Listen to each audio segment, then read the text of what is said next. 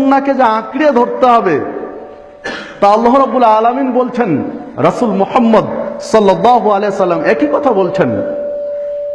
বিদায় হজ্জের ভাষণে লক্ষাধিক সাহাবীকে সামনে রেখে রাসূলুল্লাহ সাল্লাল্লাহু আলাইহি সাল্লাম জীবনের শেষ পর্যায়ে যে নসিহতগুলো বলছিলেন তার মধ্যে তিনি বলছিলেন, আনাস রাদিয়াল্লাহু আনহু قال قال رسول الله صلى الله عليه وسلم, আনাস রাদিয়াল্লাহু আনহু বলছেন রাসূলুল্লাহ সাল্লাল্লাহু আলাইহি ওয়াসাল্লাম বলেছেন,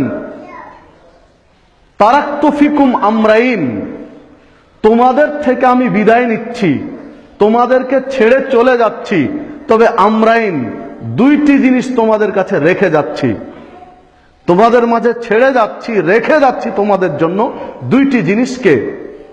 লান তাদিল্লু মা তামাসসাকতুম, এই দুইটি জিনিসকে কেউ যদি তামাসসাকতুম, ওই আল ইতিসাম থেকে আবার শব্দগুলো আসছে, শক্ত করে মজবুত করে আঁকড়িয়ে ধরো, শক্ত করে যদি এই দুইটি জিনিসকে আঁকড়িয়ে ধরো তাহলে লান তাদিল্লু, কখনোই তোমরা পথভ্রষ্ট হবে না।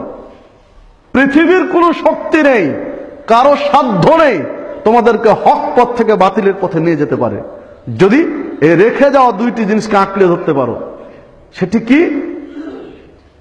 বিল কিতাব, একটা হচ্ছে আল কোরআন তথা আল কিতাব, আর দ্বিতীয়টা হচ্ছে সুন্নাতা নবীহি, নবীর সুন্নাত।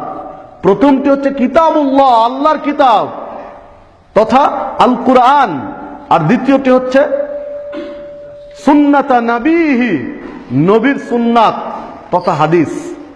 এই দুইটিকে যদি তোমরা আঁকড়ে ধরে থাকতে পারো, লান তাদিল্লু, কেউ তোমাদেরকে পথভ্রষ্ট করতে পারবে না। যে হাদিসটি মুয়াত্তা মালিকের মধ্যে এসেছে 3338 নম্বর হাদিস, একবিংশ শতাব্দীর যুগশ্রেষ্ঠ মুহাক্কিক শেখ নাসিরউদ্দিন আলবানী হাদিসটিকে হাসান বলে উল্লেখ করেছেন। তাহলে দেখুন, এই দুইটি জিনিসকে যদি আঁকড়ে ধরে থাকতে পারি কোনো মুসলিম, তাহলে তিনি নিঃসন্দেহে জান্নাতে যাবে, কেউ তাকে জাহান্নামের পথে নিয়ে যেতে পারবে না। তবে শর্ত হলে দুইটি জিনিসকে আঁকড়ে ধরে থাকতে হবে, কোনোভাবেই যেন এই বাঁধন খুলে না যায়।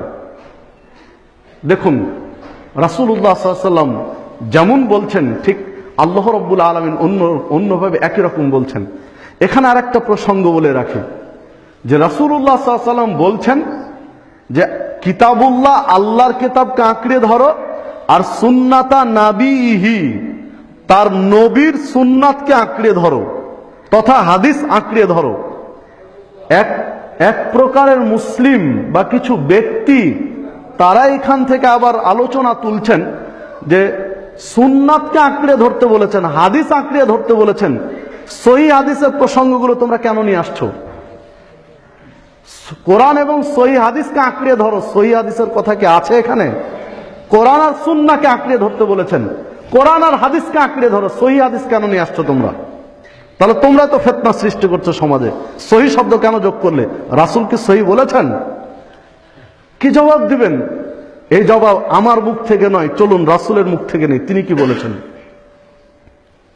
আন আবি হুরায়রা রাদিয়াল্লাহু আনহু قال قال رسول الله صلى الله عليه وسلم, আবু হুরায়রা রাদিয়াল্লাহু আনহু বলছেন রাসূলুল্লাহ সাল্লাল্লাহু আলাইহি ওয়াসাল্লাম বলেছেন, লা তাকুমুস সাআ, সেই দিন পর্যন্ত কিয়ামত হবে না, হাত্তা ইউবাসা দাজ্জালুনা কাদ্দাবুনা করিবাম মিন সালাসিন, যতদিন পর্যন্ত 30 জন মিথ্যুক, ভণ্ড, প্রতারক শ্রেণীর মানুষের আবির্ভাব না হবে।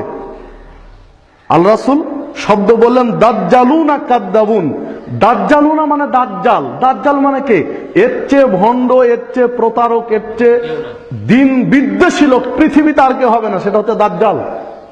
দাজ্জাল এতই বদ, ইসলামের জন্য এতই বড় শত্রু, রাসূলুল্লাহ সাল্লাল্লাহু আলাইহি ওয়াসাল্লাম প্রতিদিন সালাতে দাজ্জালের কাছ থেকে হেফাজত চাইতেন, আল্লাহর কাছে চাইতেন যে আল্লাহ তুমি দাজ্জালের ফিতনা থেকে আমাকে বাঁচাও, চাইতেন। মানে এত প্রতারক ইসলামের জন্য।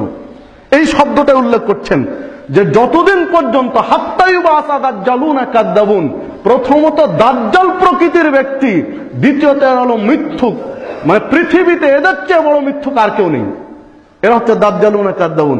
তো এই 30 জন মিথ্যুক ভণ্ড লোকের আবির্ভাব যতদিন পৃথিবীতে না হবে ততদিন পর্যন্ত কিয়ামত হবে না, আল্লাহ রাসূল সাল্লাল্লাহু আলাইহি ওয়াসাল্লাম বলছেন। তো এই ভণ্ড প্রতারকদের পরিচয় কি হবে? কি দিয়ে চেনা যাবে যে এরা ভণ্ড প্রতারক? 30 জনের মধ্যে এরা, আল্লাহ রাসূল বলছেন কুল্লুহুম ইয়াজউমু আন্নাহু রাসূলুল্লাহ, তারা প্রত্যেকেই দাবি করবে আমি আল্লাহর রাসূল। নাউযুবিল্লাহি মিন যালিক। এই ভণ্ডদের পরিচয় হলো, এই প্রতারকদের পরিচয় হলো, এই দাজ্জালদের পরিচয় হলো, এই পৃথিবীর মাটিতে তারা দাবি করবে যে আমি আল্লাহর রাসূল। শুধু রাসূল নয়, বলছে আন্নাহু, নিশ্চয়ই আমি আল্লাহর রাসূল, অবশ্যই আমি আল্লাহর রাসূল, শক্ত করে বলবে তারা। আল্লাহ রাসূল বলছেন এরা হলো মিথ্যুক, এরা হলো ভণ্ড, এরা হলো প্রতারক। হাদিস সহিহ বুখারীর মধ্যে এসেছে 6309 নম্বর হাদিস। সম্মানিত উপস্থিতি, হাদিস যেহেতু সহিহ বুখারীর, উল্টিয়ে দেওয়ার কোনো সুযোগ নেই, কারো সুজ ঢুকানোর কোনো রাস্তা এখানে নেই। তাহলে দেখুন, আল্লাহ রাব্বুল আলামিনের বাণীকে বলা হয় কালামুল্লাহ, আল্লাহর কালাম তথা আল কুরআন। আর রাসূলের বাণী হলো কালামুর রাসূল তথা আল হাদিস। আল্লাহর বাণীতে সমস্যা নেই, রাসূলের বাণী হলো হাদিস। রাসূল যে বাণী দেন জনগণকে, সেই বাণী হলো হাদিস। আল্লাহ রাসূল বলছেন 30 জন মিথ্যুক নবী এই দুনিয়াতে আসবে কিয়ামত হওয়ার আগে। রাসূল হবে 30 জন ভণ্ড মিথ্যুক। তো রাসূল যদি মিথ্যুক হয়, তাহলে এই মিথ্যুক রাসূলদের হাদিসগুলো কি হবে? রাসূলই মিথ্যুক, যে রাসূলের বাণী হাদিস, ওই রাসূলই ভণ্ড, ওই রাসূলই মিথ্যুক, তাহলে এই রাসূলগুলোর হাদিসগুলো কি হবে? নিঃসন্দেহে জাল। রাসূলই জাল, তার হাদিস তো জাল হবেই, তার হাদিস তো জয়ীফ হবেই। তাহলে যেহেতু জাল রাসূল এই পৃথিবীর মাটিতে আসবে, রাসূল বলে গেলেন, যেহেতু জাল রাসূল পৃথিবীর মাটিতে আসবে, বিধায় হাদিস জাল হবে পৃথিবীতে। ভণ্ড রাসূল যেহেতু পৃথিবীতে আসবে, বিধায় হাদিস বাতিল হবে পৃথিবীতে। জাল রাসূল যেহেতু পৃথিবীতে এসেছে, হয়তোবা আরো আসবে কিয়ামতের আগে, বিধায় হাদিস যেহেতু জাল থাকবে, সেই জন্যই প্রয়োজন সহিহ হাদিস। ওই জাল রাসূলের হাদিসগুলো বাদ যাবে। যদি পৃথিবীতে জাল হাদিসের আবির্ভাব না হতো, জাল রাসূলের আবির্ভাব না হতো, উৎপত্তি না থাকতো, তাহলে কোরআন এবং সহিহ হাদিস বলার প্রয়োজন ছিল না। যেহেতু আসবে দুনিয়াতে, রাসূল বলছেন, বিধায় আপনাকে আমাকে বলতে হবে কোরআন এবং সহিহ হাদিস, কোরআন এবং সহিহ সুন্নাহর অনুসরণ করতে হবে। কারণ জাল হাদিস প্রচুর, লক্ষ লক্ষ জাল হাদিস পৃথিবীর মাটিতে আছে, যা মুহাক্কিকগণ বলছেন। বহু জাল হাদিস আছে যার কোনো অস্তিত্ব নেই, কোথা থেকে কিভাবে এসেছে কোনো অস্তিত্ব নেই। না হলে দেখুন, জাল আমলের মধ্যে একটি আমল, যখনই আমরা পরস্পরে দোয়া চাই, তখন বলি ফি আমানিল্লাহ।